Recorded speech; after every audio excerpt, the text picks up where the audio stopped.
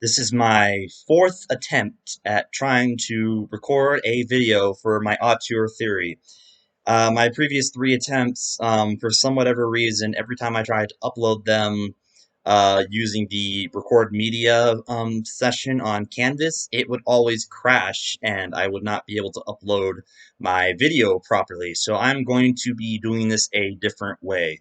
If you're watching this now, this is on YouTube.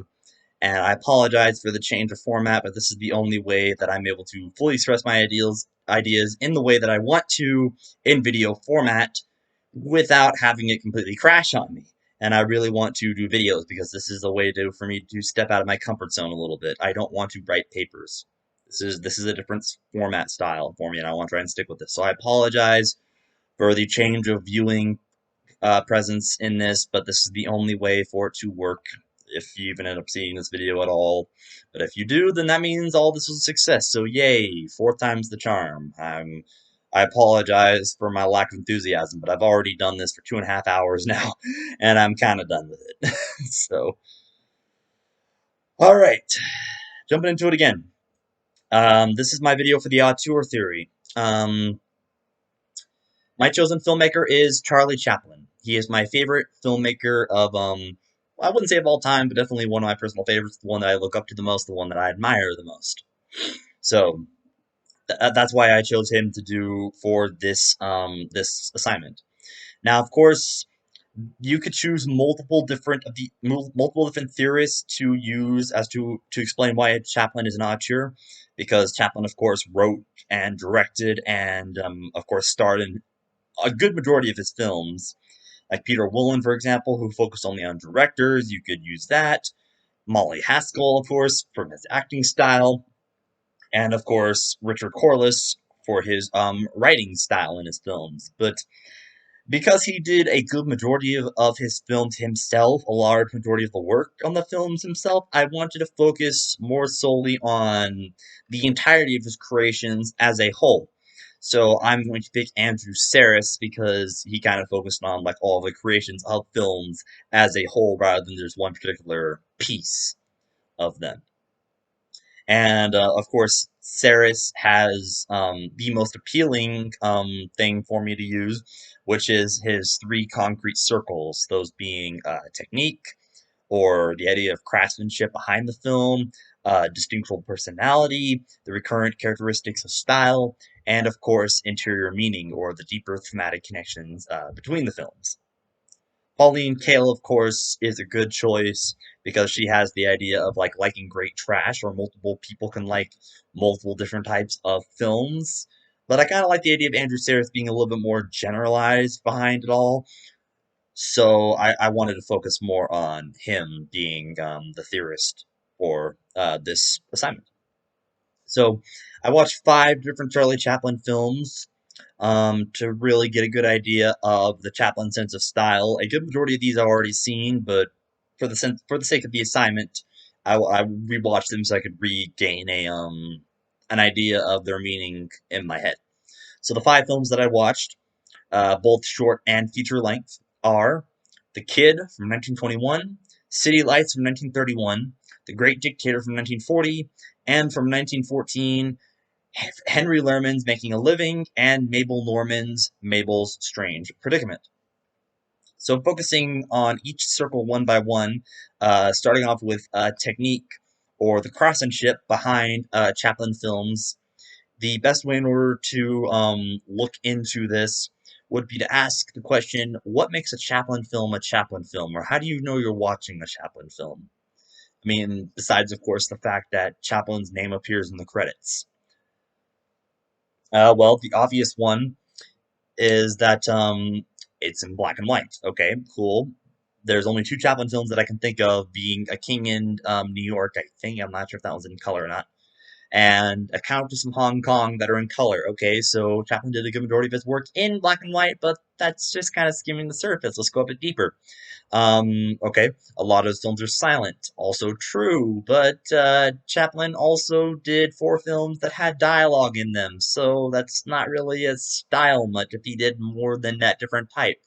True, he had to kind of conform to the norm of Hollywood once silent films were kind of all but obsolete, but even still, he kind of did it even when they were kind of fading into obscurity during the 30s. So I can't really call silent films to be entirely his style. The two biggest things I think really kind of hold on, or the biggest thing for style for him really is, well, no, there's two, are visual story elements that he relies on, like big, overly dramatic elements. It's like big, dramatic facial expressions and actions, and heavily comedic circumstances, like slapstick. So, of course, good examples of this, of course, include because there's no dialogue in a good majority of his films, he has to rely more on the body language and the facial expressions, and of course, verbal um,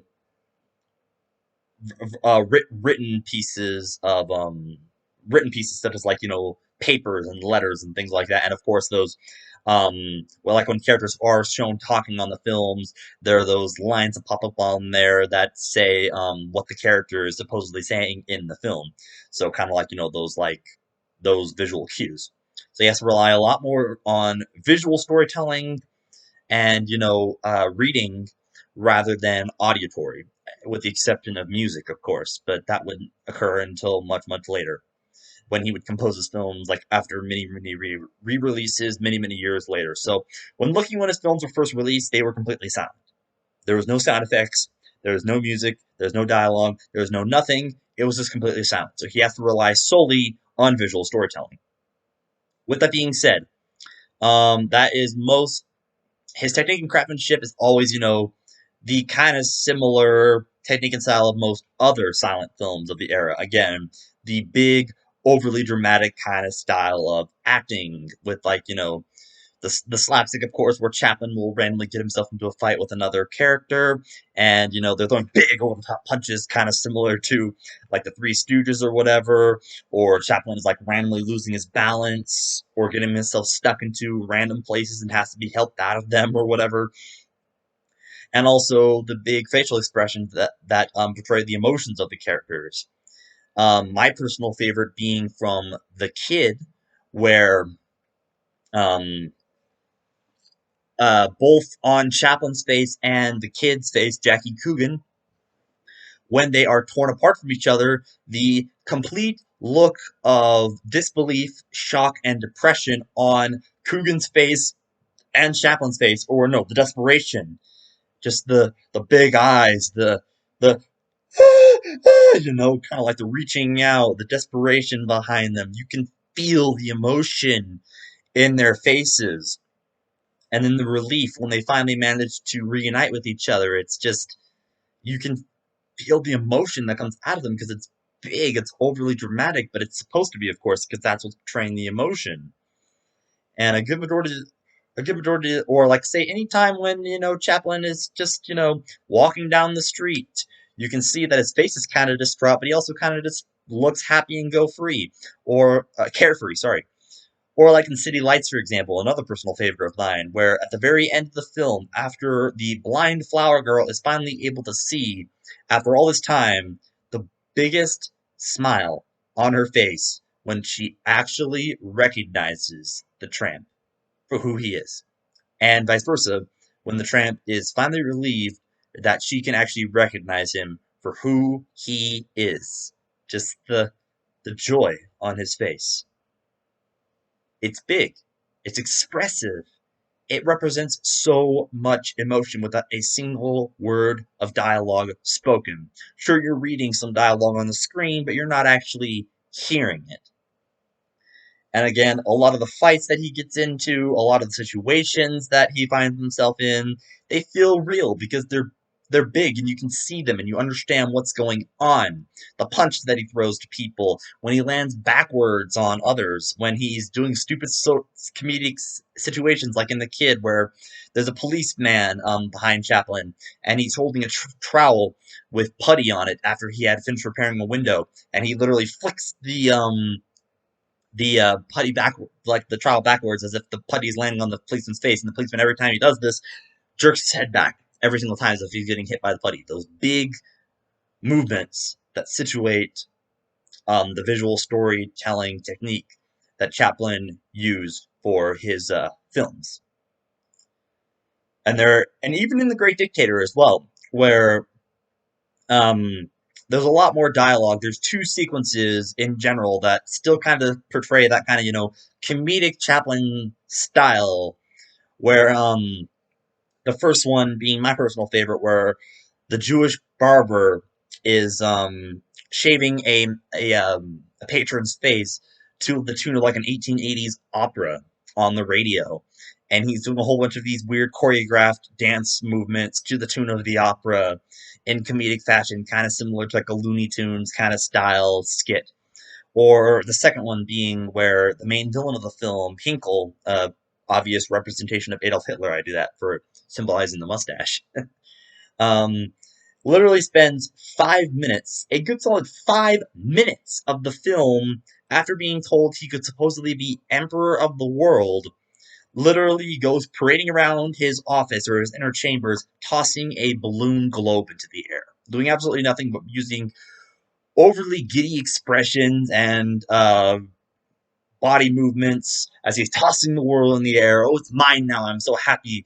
Those kind of like, overly dramatic and overly exaggerative moments of movement and expressions on the characters' faces that truly symbolize Chaplin's visual storytelling medium.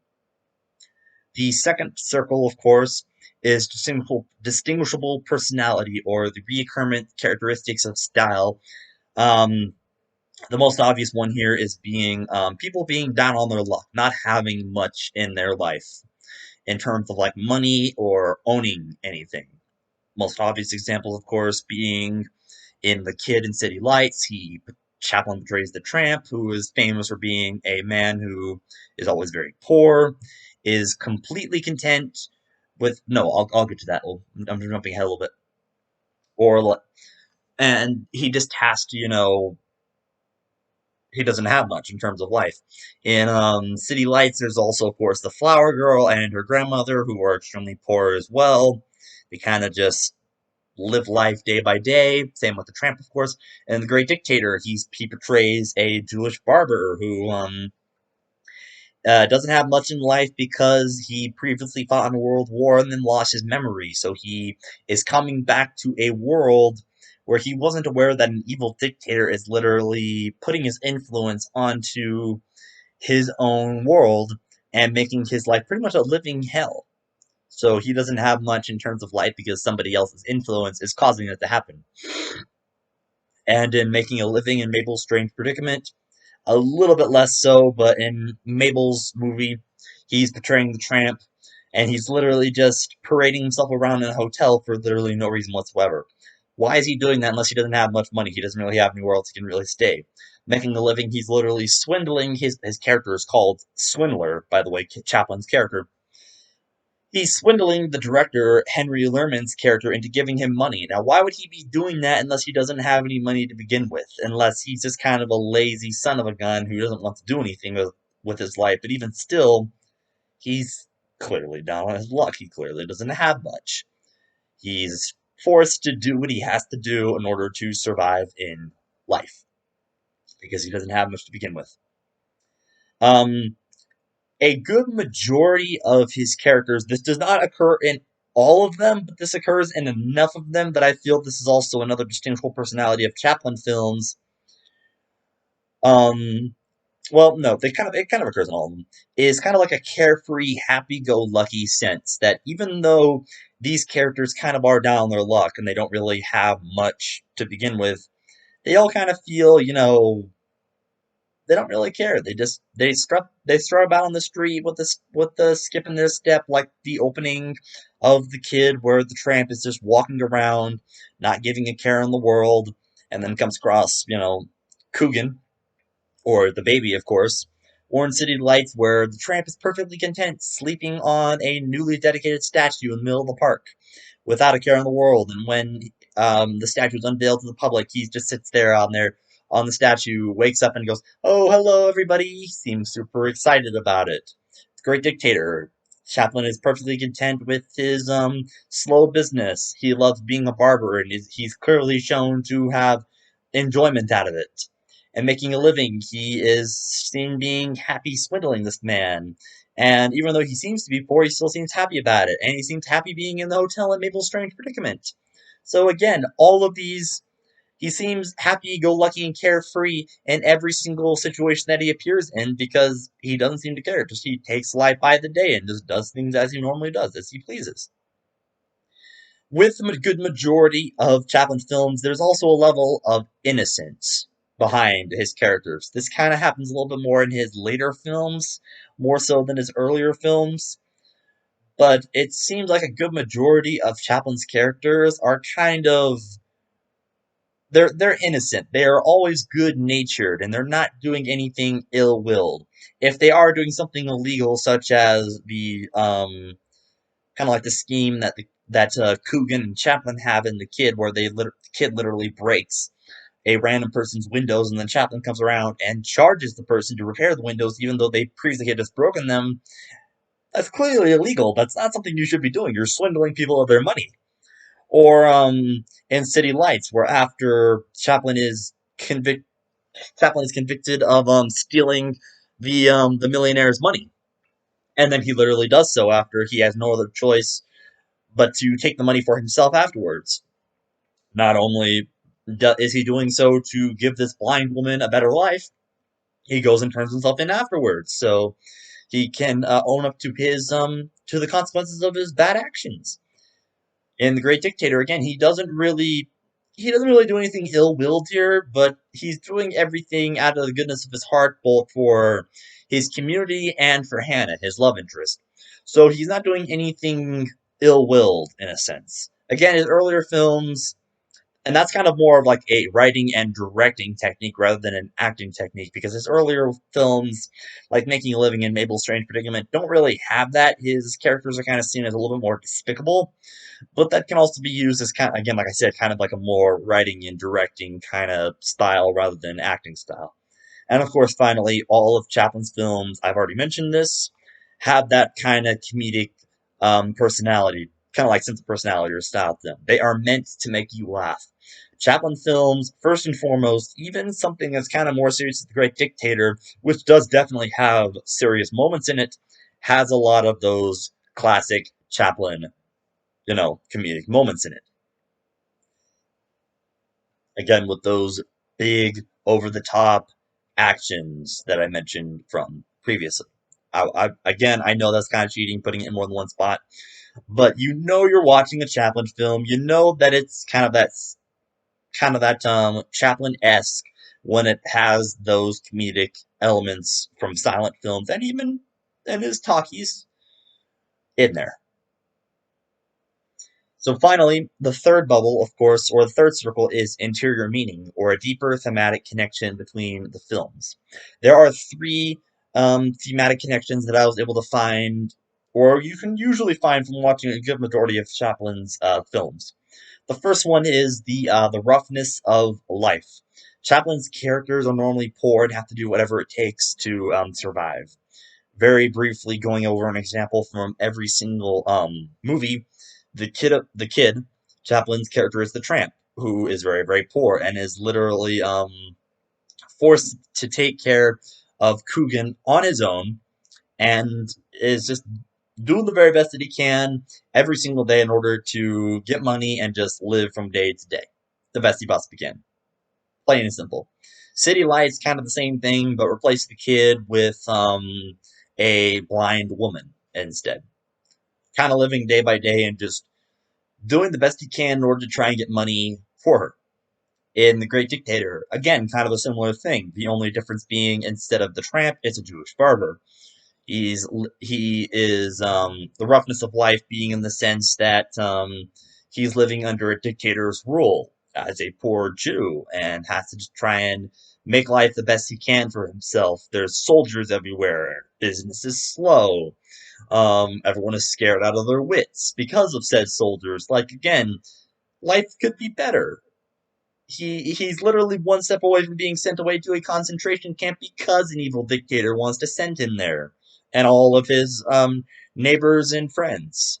So again, like that's a rough place to be in.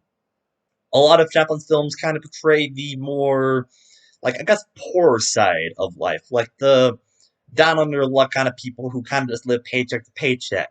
Of course, his examples being much more highly exaggerated, but even still, you could even think of a film like Modern Times, which is literally meant to portray an exaggerated version of the Great Depression, where a majority of people are poor and just living paycheck to paycheck, going through mundane jobs, and even enjoying the hospitality of prison because they don't have to worry about going back out into the real world and having to fend for themselves. They're technically being fended for in said prison. In Making a Living, again, kind of the same thing. Chaplin's character is forced to literally swindle another man because he's poor. And then Lerman, of course, is the roughness of his life because he is on the receiving end of Chaplin's poor actions. Mabel's Strange Predicament is kind of the oddball out a tiny bit on this one, but even still, when I say roughness of life, Chaplin's character is hanging out at a hotel. Why would he be doing that unless he's extremely poor? Mabel's character kind of is forced into situations where she is it's kind of bad against her will. She just kind of just wanting to live the best way she possibly can, and life is kind of rough and gives her bad situations as a result. Speaking of bad situations, that is number two, the second thematic connection between all these movies. Adapting to bad situations. Chaplin, and in turn, other main characters, are thrust into strange situations either by their own luck or by Chaplin's actions, and has to either make the best of it or merely accept the consequences. In The Kid, um, the mother of the child is thrust into a bad situation because she's extremely poor. She has to literally abandon the child, so the child is thrust into a bad situation right off the bat because he's literally abandoned by his own mother. The tramp as well comes across this kid, can't just leave the child there, tries to abandon the kid in another passerby's stroller. And that ends up backfiring really badly. Then he sees the note that the mother left behind, please take care of my child, so he does. He's extremely poor, but he still makes the best of the situation anyway. When the child is taken away from him, he does everything in his power to get the child back. And when he fails, he falls into a depression until he finally is able to reunite with the child. So he makes the best out of a bad situation, and it ends up turning out to be a good thing. I think City Lights is kind of the best film to use as an example for adapting to bad situations, where the tramp is thrust over and over again into multiple bad situations. In the case of him being partnered up with a millionaire, he's thrust into a party situation where he's clearly the odd man out, and he just has to, he's caught eating paper confetti, which he confuses for spaghetti noodles, and has to be rescued from that. Multiple times he's seen he swallows he swallows a whistle in another party, and is being being bombarded by tons of dogs, and a person who confuses it for a police whistle. So he has to adapt to that. Kind of has to adapt to the awkward social situations of this millionaire's life. And in terms of financial situations, he has to adapt to the millionaire at times recognizing him and at other times not recognizing him. So when the millionaire goes off on a cruise to Europe, he has to adapt to that bad situation where he has to, under any circumstances possible, once he loses his source for money, go and find a job himself first as a manure scooper upper. I don't know what that would be called in real life, so I'm just going to go with that. And then when he's fired after being late, he goes to a shady underground boxing ring and has to make up with a bad situation where the fight was originally rigged in his favor. And then his opponent is told that the police are after him, so he bails. And Chaplin is then set up with fighting a much more burlier man who will clearly knock him out with a single punch. So Chaplin has to, against all odds, survive. And he does for a little bit until, of course, he is called out for it and is punched out on the first try. But again, the comedic situation of that is that he is hiding behind the referee, constantly ringing the bell so that he can sit off on the sidelines, and then the fight resumes. like, doing all these weird little choreographed movements so that he can avoid being knocked the daylights out of him, stuff like that. And then, of course, when the millionaire does come back, and there are burglars in the millionaire's house, so Chaplin has to adapt to being convicted of stealing the money when it was really these burglars the entire time. And then when the police come, he has no choice but to literally steal the money and then go back to the blind flower girl's house to give her back the money. So it's like always having to adapt to whatever situation is thrust upon him. The Great Dictator, I've kind of already given a good example for the barber, kind of just having to adapt to the poor living situations that Hinkle has thrust upon him. But another interesting example comes from Hinkle himself, where Hinkle is portrayed as kind of a less than superior version of an actual dictator when he tries to forge an alliance with a Mussolini kind of stereotype from Italy. This Mussolini-like character is always shown as more superior than Hinkle is, so Hinkle has to, under any circumstance, try and portray himself as more superior. My most personal favorite example being when they're sitting in two, like, barber chairs, in a sense, one right next to each other, and a la Looney Tunes, like I'll use my hands as illustrating points. Hinkle kind of, pulls the lever to raise the chair up a little bit so he's dominating in height, so he looks down upon the actor who's portraying the Mussolini character, because Chaplin is only 5'5", naturally shorter than the Mussolini character actor. And then the Mussolini character pulls up the lever, so now he's accurate in height, so now he's taller than Chaplin. Chaplin goes up again, Mussolini goes up again, so on and so forth. Mussolini is always trying to dominate himself. Sorry, Chaplin is always trying to dominate himself in terms of height compared to the Mussolini character, so he feels more in control of the situation when everything that he has, from the size of his army to his height to pretty much everything, is not as good to the person he's trying to make an alliance with. In the case of Making a Living and Mabel's Strange Predicament, it's kind of the opposite in a sense. These films are told from the point of view of another character, and Chaplin's actions kind of cause bad things to happen to the characters. In the case of Lerman, he kind of just has, in the case of Making a Living, he kind of just has to accept the consequences of Chaplin's actions towards him. He's thrust into bad situations because Chaplin literally forces himself upon him, swindles his money from him, steals his lover away from him, stuff like that. Steals his job away from him, different things like that. Mabel's Strange Predicament, kind of a simpler thing. She's only thrust into the bad situation in the first place because Chaplin is literally trying to woo her. And she has to just escape with her sanity away from underneath a hotel bed while being convicted as being a cheater of another woman's husband. So again, similar things like that, bad situations and having to make the best of them. In the case of Chaplin, he usually succeeds, unless he's the villain. In the case of giving these bad situations to other people, usually they fail. It's just kind of how it ends up happening, and Chaplin usually ends up succeeding, sometimes through methods of his own, but sometimes not. And finally, the third interior meaning, and I think the most interesting, is the idea of love. And different types of love at that, being either paternal love, affectionate love, or friendship, selfish love and the negative influences that has on people, and of course, romantic love. Love is always seen as kind of a main driving force in all five of these films that I mentioned. For Chaplin's character, it's usually the main driving force of his character and the conflict of the movie. And the kid, it's the paternal love that he feels for Coogan's character that keeps him from wanting to work and raise the kid on his own. Basically, love is seen in these films as a remedy to the pain that the characters feel.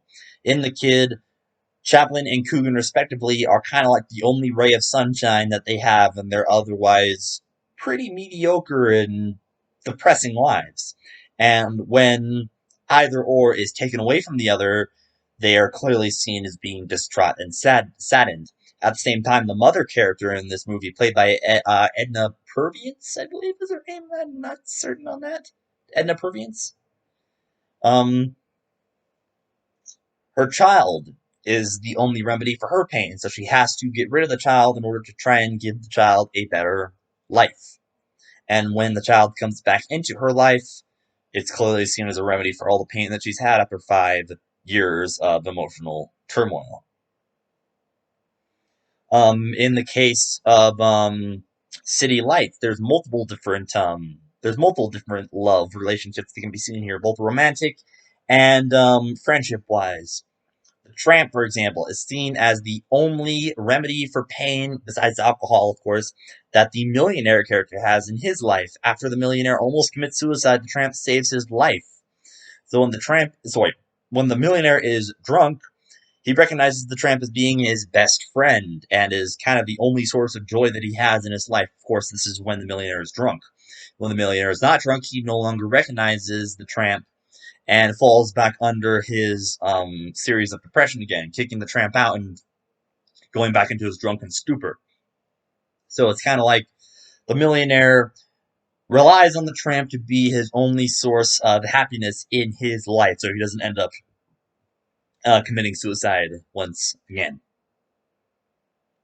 And then as for the tramp, we can look at a more romantic side of things, where the only source of happiness in his own life is the ability to try and strive to find a better living situation for the blind flower girl whom the tramp has a deep romantic love for. And again, vice versa for the flower girl, the biggest source of love in her life is with her grandmother and with the tramp himself, who of course she cannot see. She feels joy in him because he's providing all of this money and all of his own affection towards her. She feels love for her grandmother, who's trying her best to provide for her granddaughter, of course, who is blind. So it's like she's already in an unfortunate situation, and the love she feels for these two characters are the only sense of happiness she gets from them. The Great Dictator, kind of a similar thing, where it's kind of like the love that the barber has for his own community as well as for Hannah, his next door neighbor, that allows for him to not only continue his job as a barber in unfortunate circumstances, but also closer to the end of the movie, literally portray himself as the main villain, as Hinkle, to go and stop the invasion of the countries, like all those other countries. It's the love that he has for mankind. It's the love that he has for Hannah and the worry that he has for her that allows him to step up and put a stop to the madness that Hinkle has kept in mind, that has gone for. Again, the love for that he has for the pilot that he rescues, kind of that similar thing. He has this general love for humanity that he wants to just um, do what's best for them, if you will. And then in the case of, again, making a live in Mabel Strange predicament, this kind of love, that the romantic love that Chaplin gives towards other characters, has negative influences for these other characters. So it's like all of Chaplin's characters have positive love influences on them, while the other characters that he interacts with, these main characters, and Henry Lerman and Mabel Norman, respectively, have negative influences. I've mentioned it again in Making a Living in Mabel Strange Predicament in general. Chaplin literally forces his way into Lerman's life, swindles him of his money, woos a woman, and succeeds in doing so, and Lerman gets kicked out of that woman's house. In Mabel's Strange Predicament, he tries to woo her, and then she's caught on the awkward receiving end of being convicted of cheating on another woman's husband. Again, same thing like that. So Chaplin kind of gets the good end of the stick in that regard, regarding love, while everyone else kind of gets the bad end. Love is a pain for those who are not Chaplin or Coogan, while it is a remedy for pain that for the pain that Chaplin feels in his everyday life. So, with all that being discussed, I would definitely say that Chaplin is more than definitely a uh, very much classified as an auteur in his own films, and all of which I've just described is the reasons why. So I'm definitely hoping that you see this. I apologize again for the change of viewing medium for this, but this is the only way I was able to do this. Hopefully it actually works. Thanks, Professor Snow. Until next time.